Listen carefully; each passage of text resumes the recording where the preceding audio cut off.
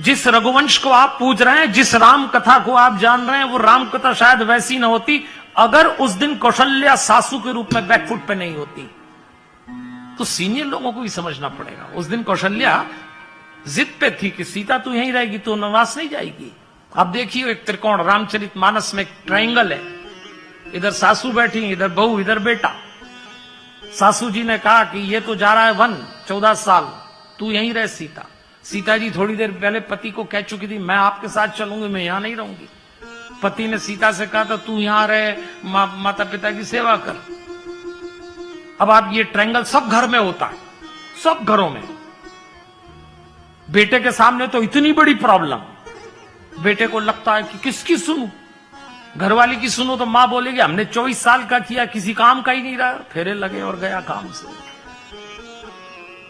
मां की सुनो तो फिर पत्नी कहती है मम्मी की गोदी से ही नहीं उतरे, फिर जब घोड़ी क्यों चढ़े जब गोदी से नहीं उतरना था। ताली बजाना तो बजा लो, डर के रहो भैया आप।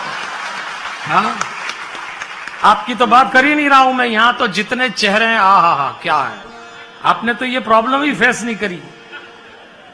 लेकिन तीनों पात्र से सीखना आप, और आपको अपने घर का मैनेजमेंट आ जाएगा। एक घटना आपको सिखा रही है।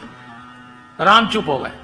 मैं आदमियों से कहता हूं ज्यादा बोल मत करा करो, बाहर करो ना, मॉर्निंग वॉक में कितना बोलते, बाहर बको, घर में चुप रहो। 2 औरतें बात करें बिल्कुल टांग मत फंसाना, मर जाओगे बता रहा हूं,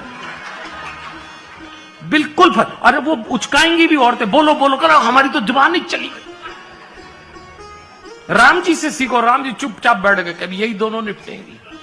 अब सीता से सीखिए, क्या बात थी, अपने पैर के नाखून से धरती कुरद रही।